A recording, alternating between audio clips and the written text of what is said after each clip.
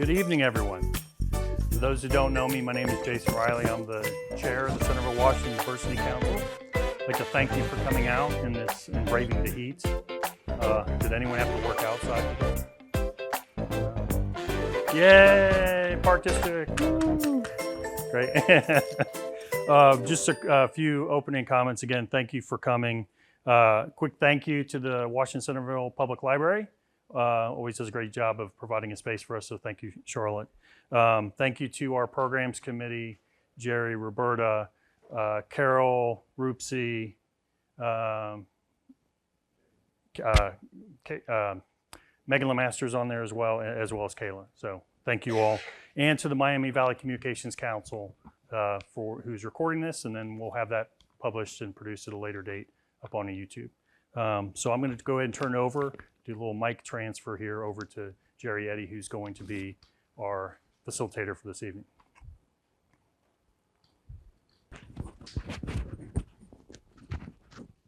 So welcome, everyone.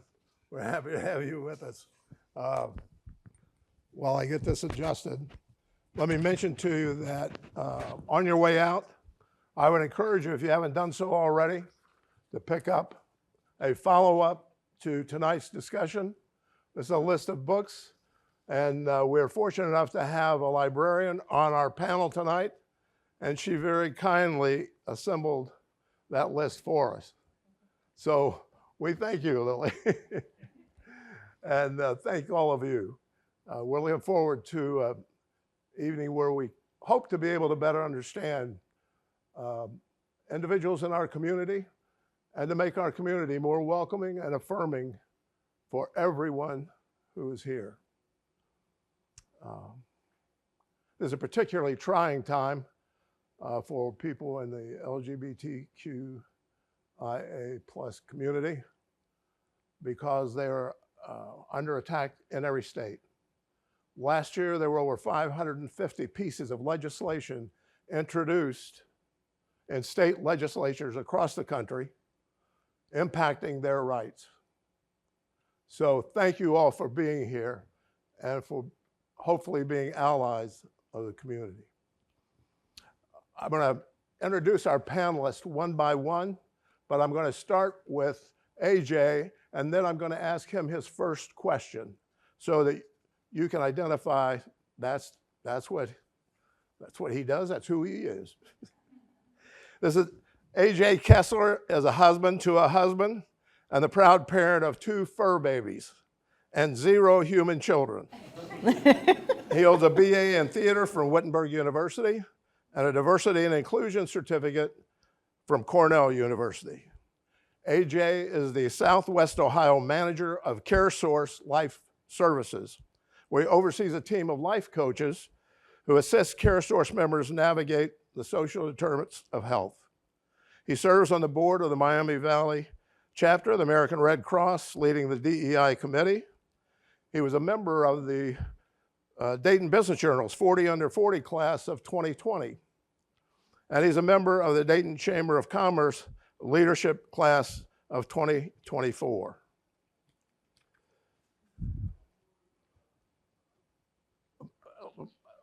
Before we go further, all of our panelists are impressive people. Let me say it. For AJ's first question, given your business success, AJ, how would you describe your own personal journey?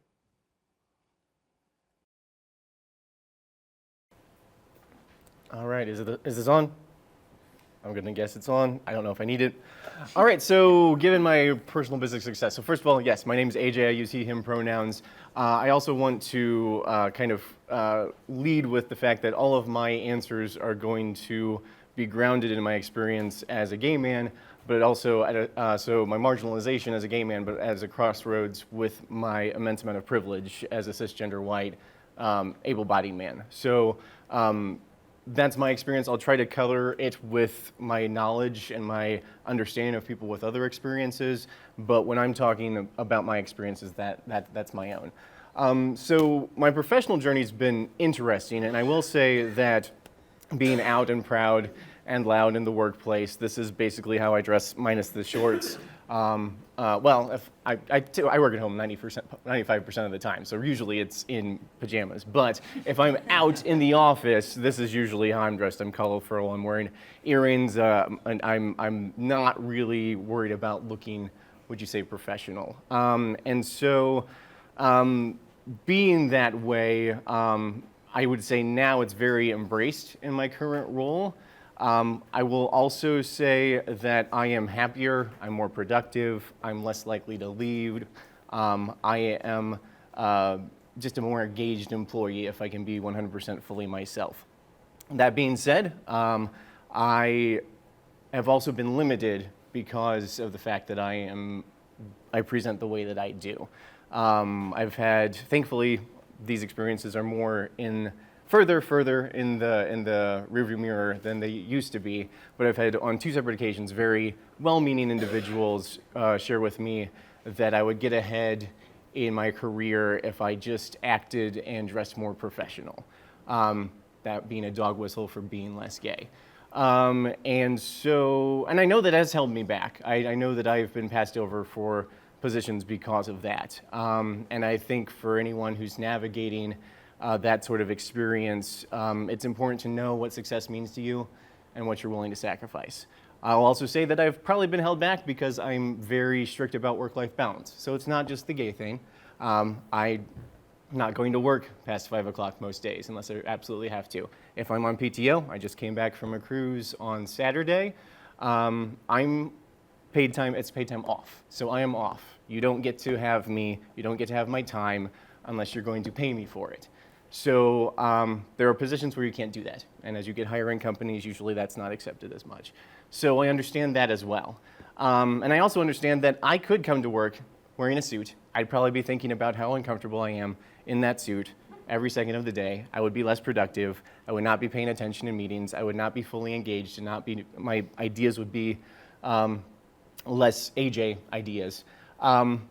So I would be not as good of an employee. However, I could do that and it's not hurting my humanity. So there are people with other experiences differing from my own, gender nonconforming people, transgender people, who would, the fact that being professional goes against their personhood, it's damaging, it's barbaric. And so when we think about even dress codes in the workplace and how a lot of times, at least historically and still currently, they're gendered, they're restrictive about what certain genders are allowed to wear. Basically, it's telling people that if you make me uncomfortable, I'm not going to let you in the room with me. You're not going to be successful. You can't be yourself and be successful. And that's horrifying.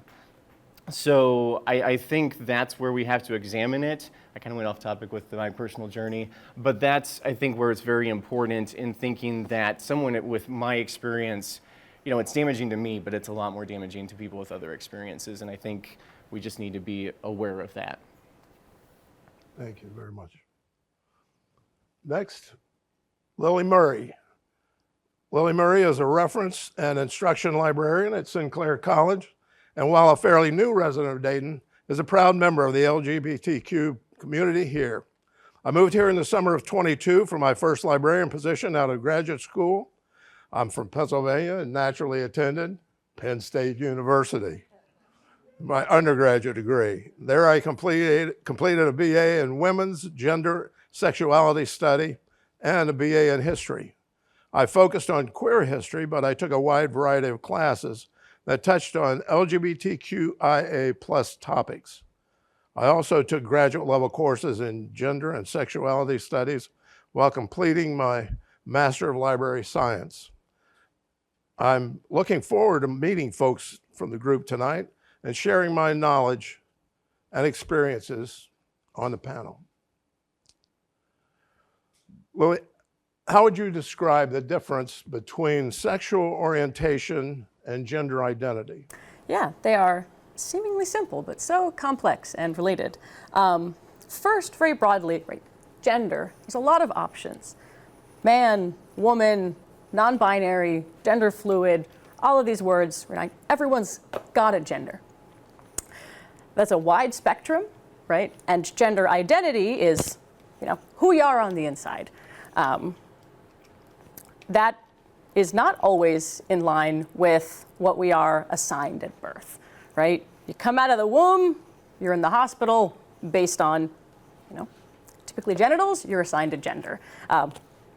And if you are cisgender, that gender identity that you've got inside matches the gender that you've been assigned.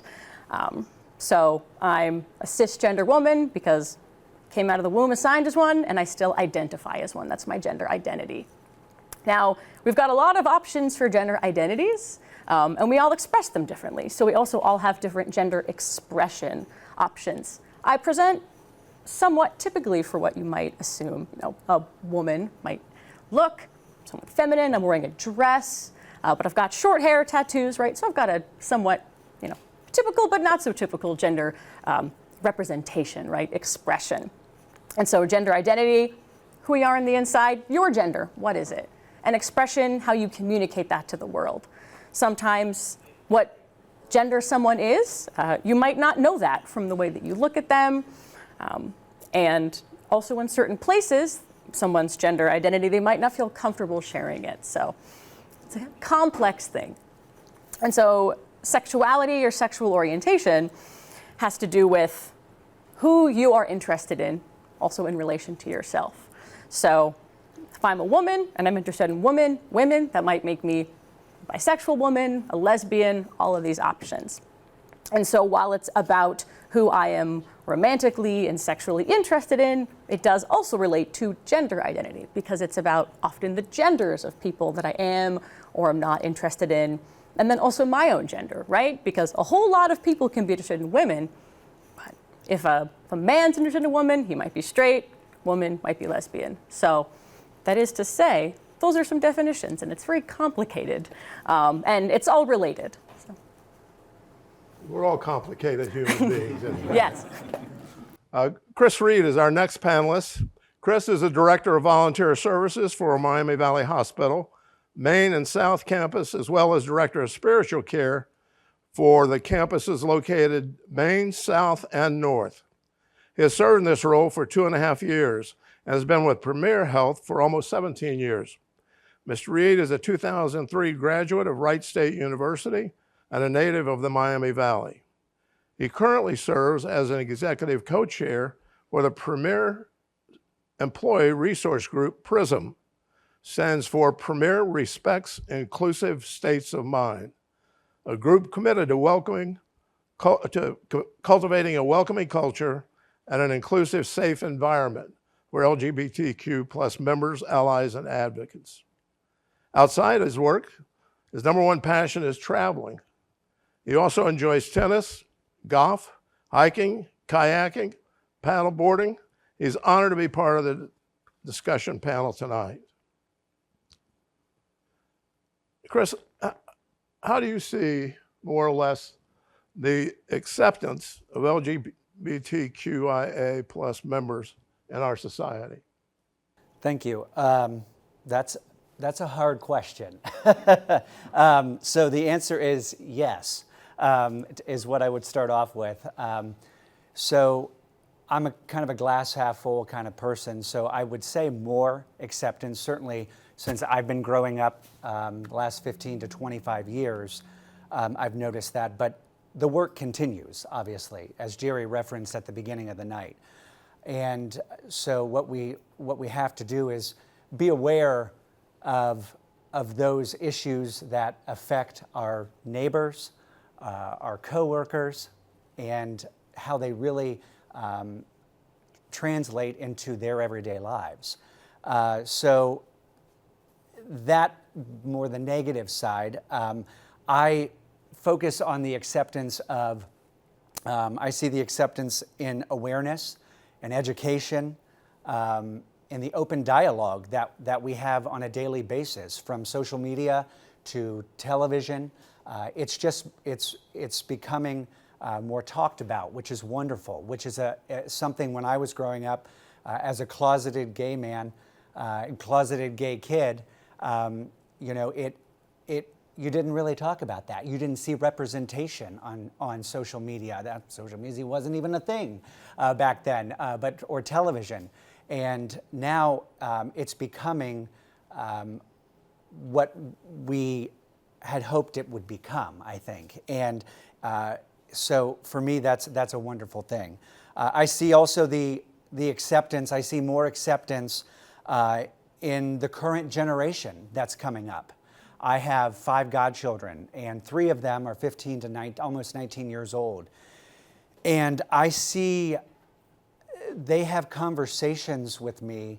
When I was single 2 years ago, they roped me into joining a dating app, Tinder.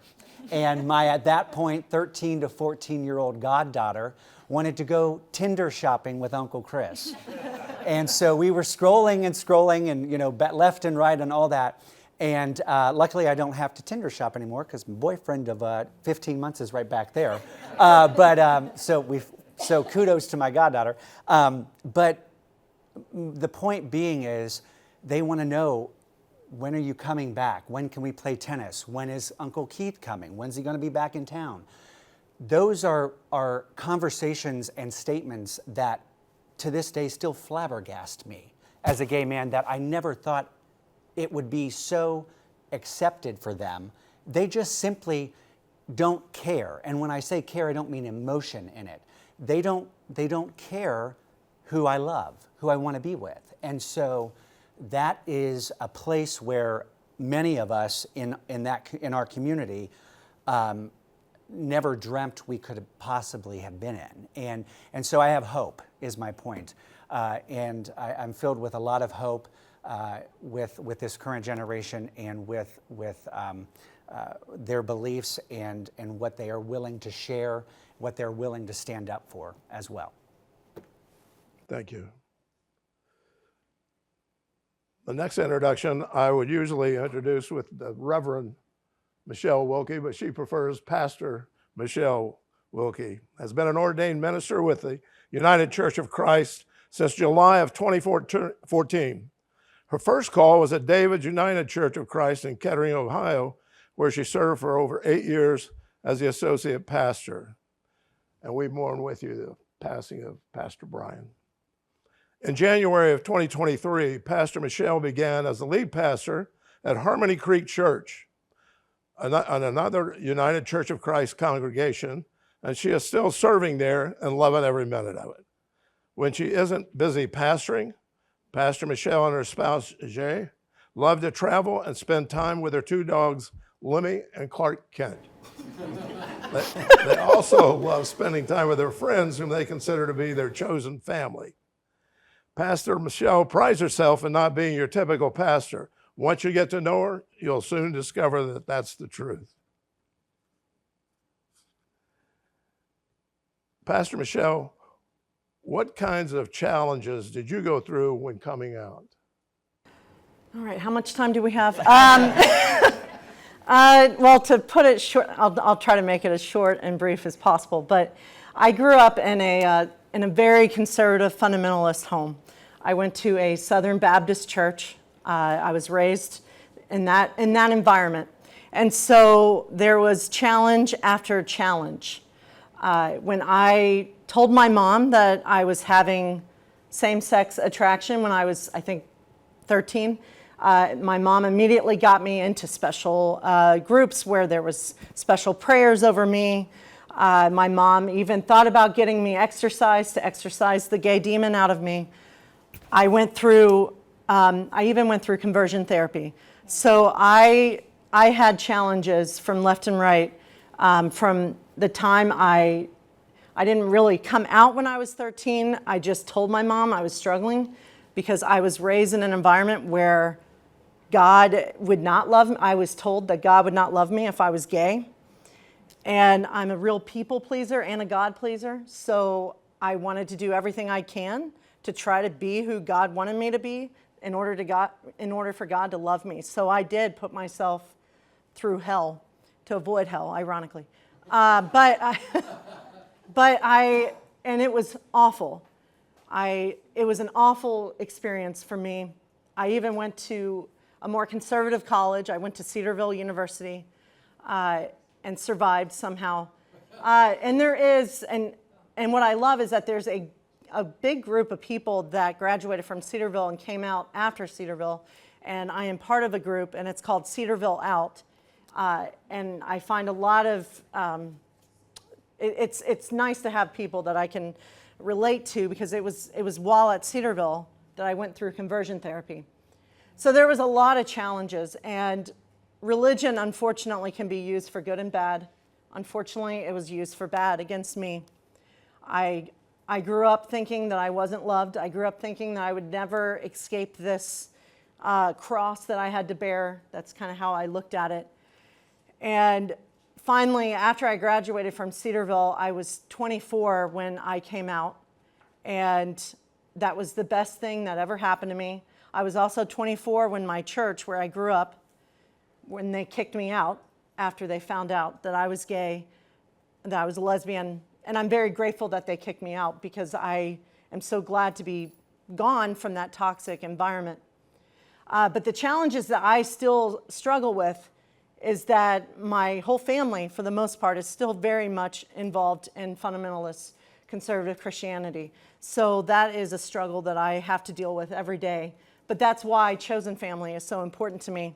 And that's why also that I was so grateful to find the United Church of Christ when I was 25.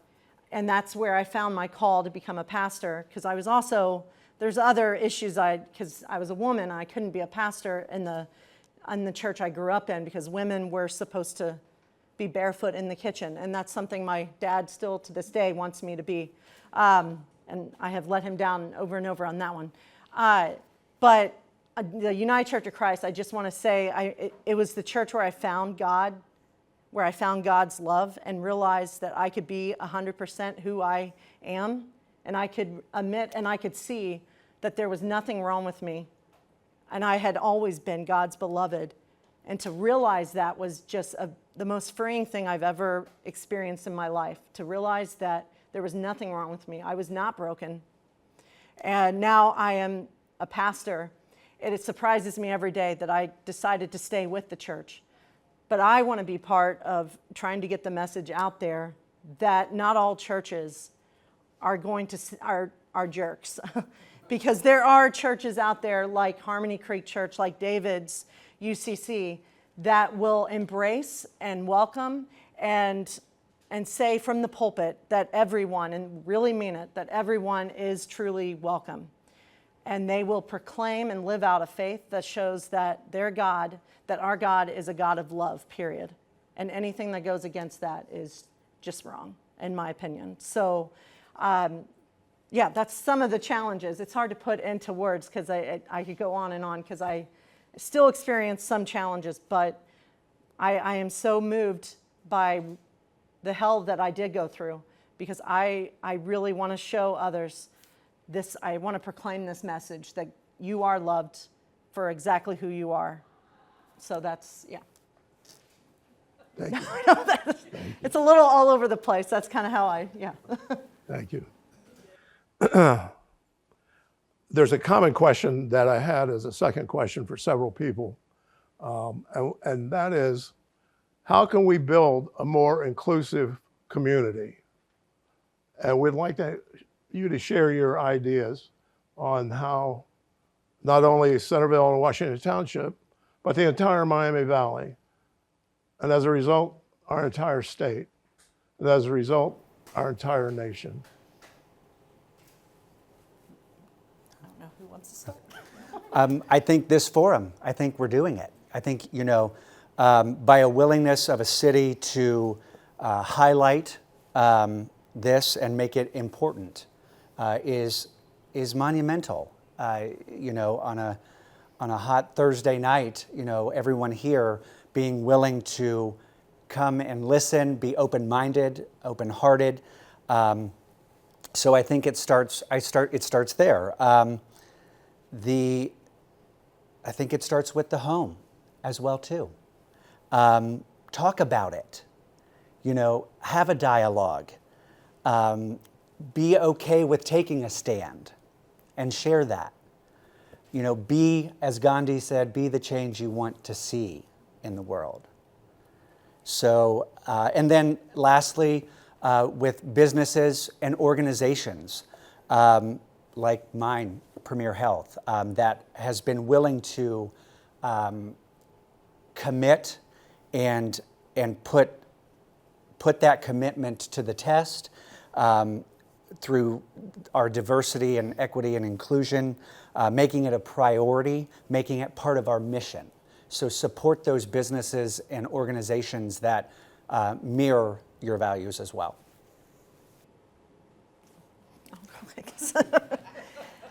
I would also say just accept people for who they say they are. And that is not always easy. I recently started going to Al-Anon, and that has helped me to accept even my family a little bit better. I was listening to the podcast of Sarah Silverman recently, and she had someone on her show that talked about how do you deal with family that has such widely differing beliefs in you. And Sarah was like, well, just realize that they're probably never going to change, and you're probably never going to change. And so kind of check your expectations of that other person, And that's kind of what I have done with my family. I still see my family, we hang out, but we have just come to the point where we agree to disagree. And I have checked my expectations, knowing that my mom, my dad, they will never change. And they realize I'm not going to change. And so we just agree that there is enough room in this world for both of us. There's enough room at the table for both of us. And each of us, we all have something to offer to make this world a better place. That's what I preach all the time. Because even if someone doesn't agree with you, you can still be you're still both humans. And you're still both worthy of love. And I think at the end of the day, that's something we need to remind ourselves, is that everyone is loved. Everyone has something to offer, even those people that we may not agree with. Because that, I think, is how we build true inclusive tables, is by how do we get along with those that are widely different from us, which is not always easy, but it's something I am striving to do every day. So. I think some things relating to work can be kind of helpful places to start. Things as small as, you welcome a new employee, introduce yourself with your pronouns. If you want to know someone's pronouns, don't just ask them because they look queer or trans. That singles them out. If you want to know pronouns, ask everybody. Introduce with yours. Like, lead with curiosity but kindness. Encourage supervisors, or if you are a supervisor somewhere, training on LGBTQ issues, on pronouns, on whatever it may be. And work is not the only scenario, but we all spend an awful lot of time at work. So I think these can just be kind of helpful things. And if you are someone who wants to know more, feels like you don't know enough or you don't know where to start, I think most queer and trans people I know will not be offended if you misstep. Truly. I have trans friends, queer friends, all of them, like 95% of my friends truly would not be offended if you say something, as long as you apologize and move on.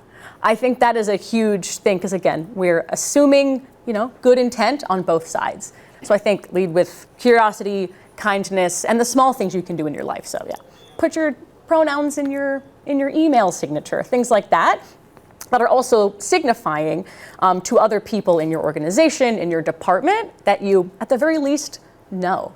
We don't know. As a queer person stepping into a new workplace, that can be scary. When I talk about my partner, what will happen? And so having those little tidbits of, I don't exactly know what's up, but you are some kind of ally is helpful. So all of those things, which was all across the board, I think are helpful. A couple of things. First and foremost, vote. Vote local, vote state, vote federal, for people who are not trying to divide us, who are trying to unite us, for people who are inclusive and believe in all races, all humans, all sexual orientations, all gender identities as being full, complete humans who do not need fixed. That, first and foremost, I think is incredibly important. And also you can vote with your money.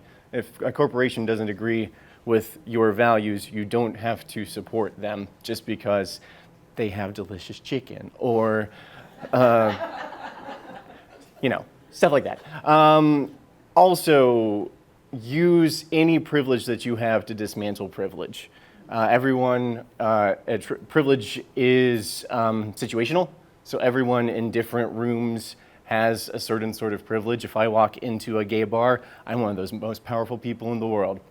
If I walk into a boardroom, less so, but still, white, cisgender, able-bodied. So, I'm able to understand where my influence is and where my privilege is. And so everyone has influence in spaces, in certain spaces in your life. And so if you have influence in a certain space in your life and you're looking around the table and someone is missing, make sure that that someone gets to be at that table. And not only that, listen to them and apply what they are sharing with you to the work that you are doing. Because we can't have these silos and have these echo chambers and make any sort of difference in any room, in any space, in any large or small area of our lives, unless we are listening to everyone's perspectives and actually applying that so that we can build a more equitable society. Thank you. One of the points brought up was where the money goes. Where your money goes, just as importantly, where the company's money goes. There's a news publication called Popular Information. Their issue today illustrated Deloitte especially, but several corporations who make a big deal about Pride Month and yet donate millions to politicians who vote against LGBTQIA plus interest, trying to deny rights and the legal ability to rectify a wrong. So when you're picking out which company to invest in or to buy from, do a little homework on where their money goes when it comes to donating to politicians. Let me ask you a different kind of question. What brings you joy in life?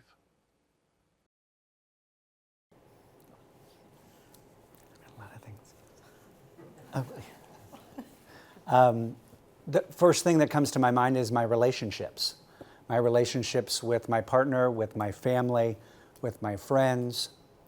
I find joy in that because I have a wonderful, I'm very blessed and lucky enough to have a wonderful support system around me at all times. And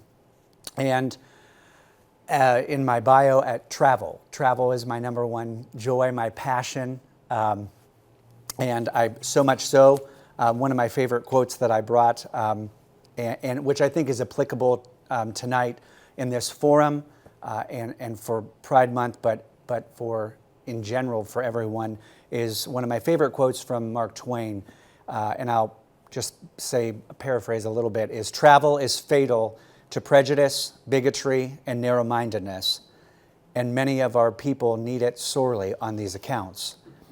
Broad, wholesome, charitable views of men and things cannot be acquired by vegetating in one little corner of the earth all one's lifetime.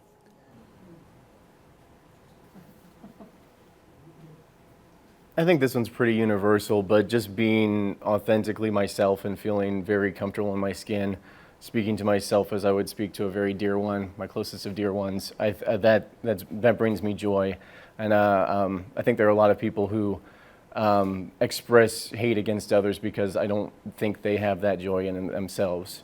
And it's just an outward expression of that inner, I guess, sadness and that inner struggle that they have. So a lot of that. Travel as well is super important. Just being on the ocean, not in the ocean, on the ocean is very pleasing to me. In the ocean, a whole different story.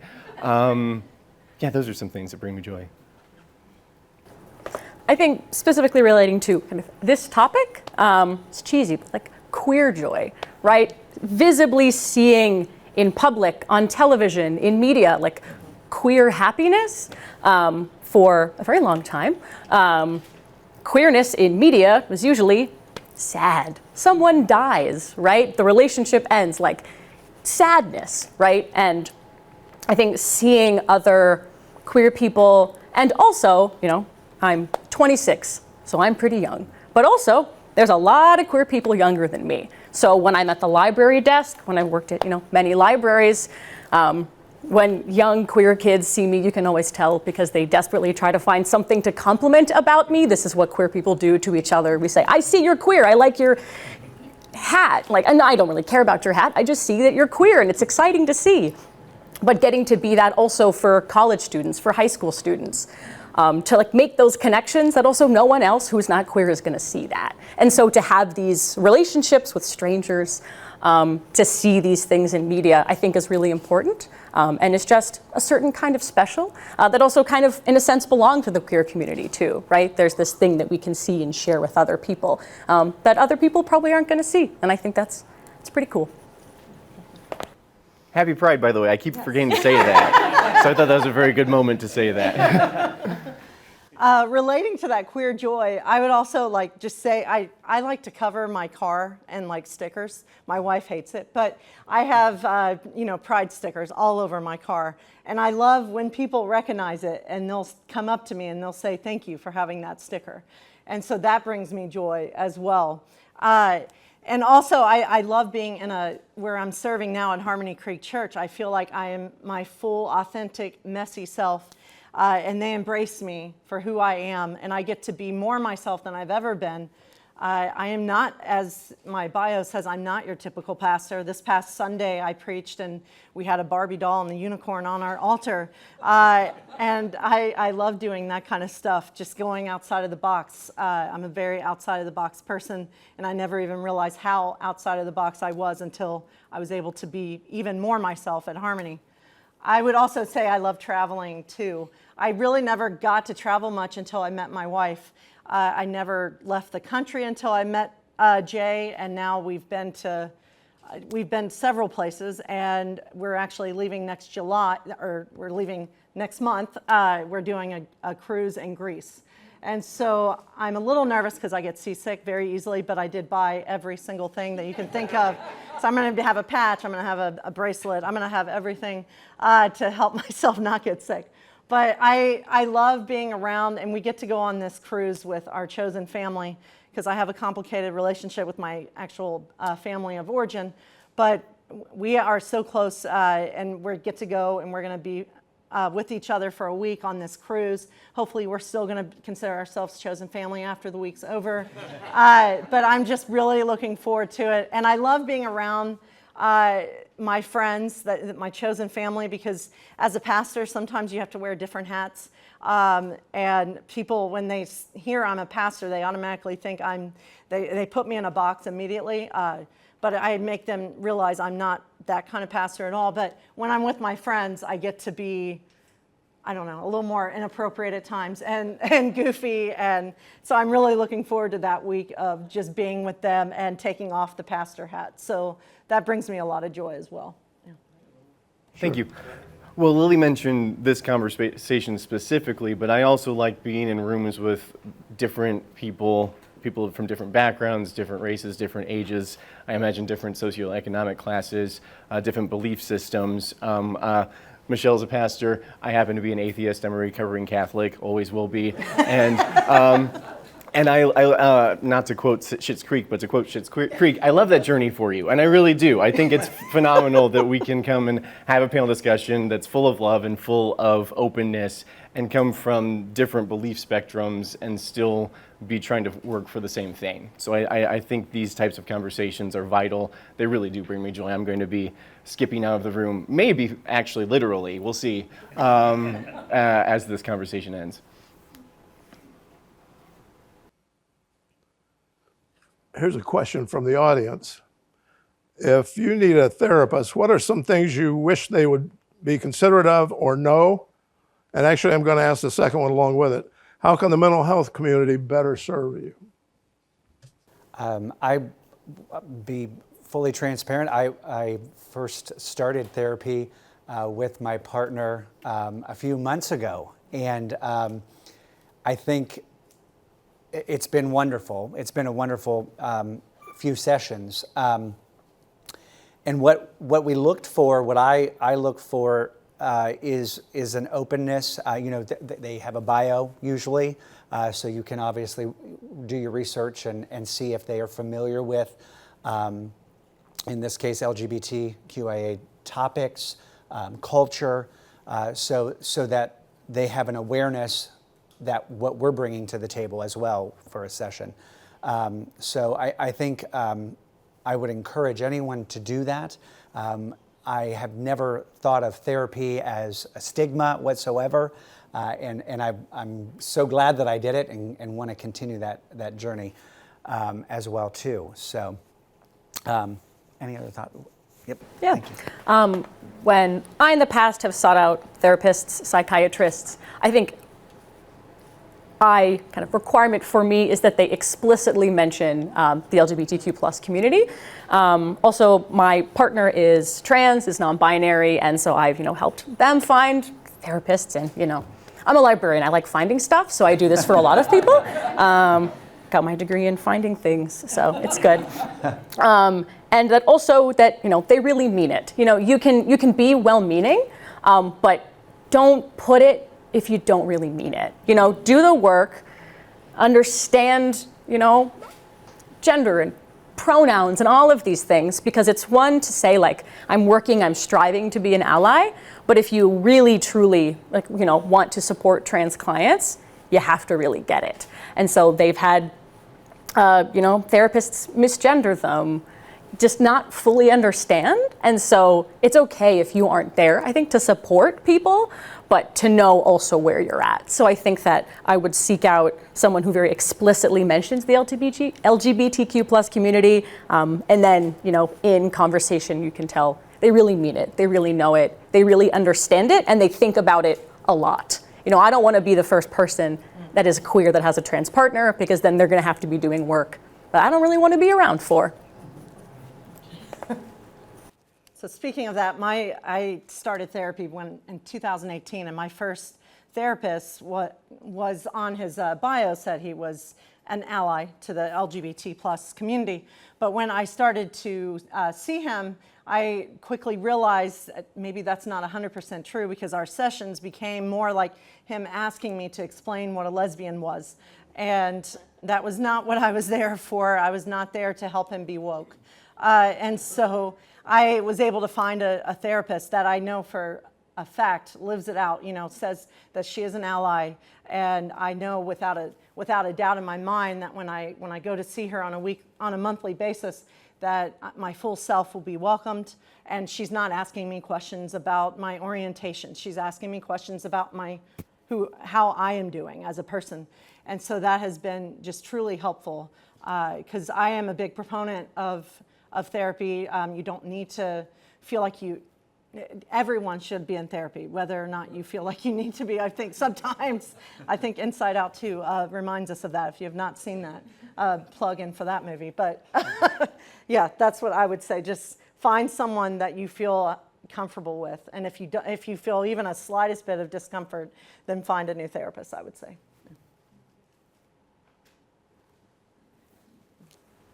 Everything they said, and everyone should go to therapy. There you go. We've got two more here. First of all, the question of if a young person came to you for counseling or advice on coming out or not coming out, what would you say to that young person? Do it.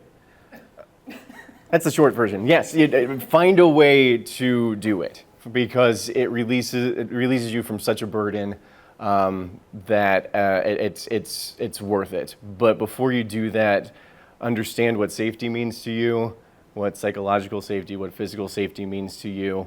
Certainly don't put yourself in harm's way, especially with physical safety, and try not to put yourself in harm's way with psychological safety. Michelle keeps talking about chosen family. That's so important. That can include your family of origin. It's a Venn diagram, but chosen family is who you need to surround yourself with. Make sure that you have them on speed dial if you're going to have a coming out conversation that you think might go well, that you think might go poorly. You never really know. It's kind of always a crapshoot. And coming out is not a one and done sort of situation. Coming out can be a daily occurrence. And sometimes I can pass more easily than others. And sometimes if I feel like, especially my physical safety is in harm's way, I might distance myself from my husband. I might lower my voice a little bit, which just sounds weird, but I might try. That might make me more obvious, honestly, and maybe I shouldn't do that. But I think, again, always knowing what safety means is very important, but also understanding, yes, that it coming out is a journey. It's not just, I'm out and I'm proud and everyone knows now. So it can be taxing as well. So again, tap into that self-love, tap into who you feel most authentic, and knowing that that person is always going to be there for you. I think that's extremely important as well, because you never really know what you're going to encounter on your coming out journey, and just being comfortable with who you are and confident in who you are is extremely important. I think on the topic of, right, it's the coming out journey. It's dozens and dozens and dozens of times for the rest of my life I will be doing this. And I think that encouraging them to amass the people they know who will be there to support them, right? So you said, like, who's on speed dial? If you plan on telling someone, on coming out to someone, if it's your family, like, backup plan, what happens if it goes poorly, right? Like, and I think this can also be positive, right? Who are the people that you know love you and support you? And so I also think, thanking them for sharing this information. You don't have to, make it formal and weird if the moment's not formal and weird, but just, know that you've also been given some very important information, and do with that, with respect. But I think, just encouraging folks to know who has their back, whoever it may be. And if they don't, maybe help them think about people who have their back, or help them find people who have their back, organizations, groups that they can get if they don't have anybody for them. Yeah, I agree. And so it's making sure they have that safe space. It's I would argue that it's the beginning of a journey for them. So to get to a point where you say, whether it's a work engagement or new friends you're meeting for the first time, to say, oh, my boyfriend is going to be there as well too. That's part of my vernacular now, and that's wonderful. But it's taken since I was 26 and I'm 43 years old. Now, but getting to having that surrounding of a safe space is monumental. At least it was for me when I came out at 26, and knowing that there's another side. Getting to the other side, and it's such a relief when you do. I go back to my dear friend when I told her when I came out. I said, "Ange, I'm gay," and she said, "Yeah, I know." She said, "I'm more surprised you're dating a smoker." And I'm like, and I thought to myself, what? It wasn't a big deal. They already knew. They knew what I wasn't ready to share. So it doesn't always end that way, which is a great way. So be prepared and have that safe space for that person. I would just ditto everything they have said, but also just add as well, it is such a big deal when someone does share that information with you. They are sharing such a intimate part of their journey, and so just to recognize that, as Lily said, just to thank that person for trusting you with that. I know that I have a cousin who recently came out to me, and unfortunately, she can't be out to our family. But I am very grateful that I can be that person for her, and she knows that without a doubt she can come to me. She tried to come out to the family, and when she said that she was gay, the response was, "No, you're not," and that was an end stop. And so I am just grateful that I can be that safe space, that safe person for her, and I hope to be that.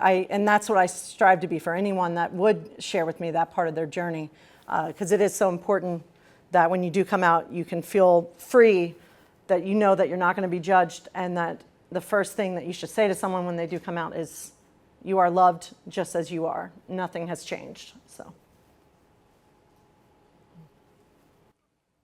given that young person and the way Ohio's legislature moves on education and schools, how do you view Ohio's current political climate regarding the queer community and hopes for the future? Very scary. As someone with a trans partner, very, very, very scary. If legislation passes that limit hormones, we got to go, right? We can't be here. And that we're lucky that I have the position that I could move, that I could uproot. And so for me and myself and, my partner, very scary. And knowing that something like getting gender-affirming care difficult, even just difficult, could be the make or break. And that's just like that care, right? All of the other care that somebody would need would become very difficult. And so, yeah, for me, pretty terrifying. And something that I have to think about knowing, specifically trans rights. I think that's up there, knowing that it can really either force people to do some scary stuff, right? You have to move, relocate, or just know I can no longer get the care that I need. And then what do you do with that? yes, it is scary. I have started looking at UCC churches in Canada. But it is scary. But I do have this sense of hope, though, that when hate is loud, love needs to be louder. So as Mr. Rogers says, look for the helpers. And I do believe that if we come together, that we can make change. I know that things just seem so, hopeless at right now, but I do believe that there is something coming. We are slowly, the moral arc bends towards justice. It bends very, very slowly at times, but eventually it does get there. I think of the United Methodist Church, which for years they were not including those in the Q+ community, and that was in their bylaws. And they recently just passed to include the Q+ community, and that's a big deal for a denomination. So I see things like that, and I see that change is possible. And yes, it unfortunately takes so long at times, but I don't know. I see it somehow that hope will prevail somehow.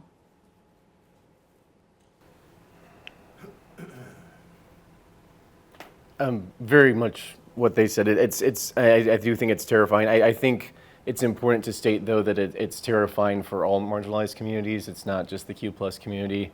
Very terrifying, certainly for the trans community, but for BIPOC folks, for folks living in poverty, this is a scary time. So I go back to what I said before about voting. I think that's extremely important. It's easy for people who feel like they're being attacked to be disenfranchised, to feel like their vote doesn't matter. And that's the exact opposite of what they should feel at this time. We need to have a lot of get out the vote campaigns. We have to make sure that voting rights access remains so that we can have marginalized communities have the access and the right to vote so they can have their voice heard and empower themselves to create change. That's really the only way out of this. I am hopeful that this is the far pendulum swing, that we're going to start going back toward progress. I'm not positive that that's going to be the case. I think it's possible, but I'm certainly not positive. We all have to, as Michelle said, band together to create the loving world that we want to see. Thank you. Obviously, voting is paramount in this state as well as all states. But on issues that are so vital and important, I have friends who are also have laid the groundwork to migrate to Canada in preparation for what may happen here in Ohio. And they hold high-level positions in our community. And it would be a tragic loss if we lose part of our community because we haven't organized and voted enough. I won't say any more about that. But don't give your power away. Exercise it. You're making your those who believe otherwise more powerful by not voting. So is there another question that someone may have? We're getting close to the magic 7 o'clock hour. Kayla? Going beyond inclusion, what does equity look like for you all in your life, your workplaces, your communities? Very simply, equity is equal access to opportunity for everyone, but equal does not mean the same. So some people need more access to opportunities than others because of their marginalized status. So really, equity to me is providing people with the extra resources and support that they need to eventually get to what is a level playing field.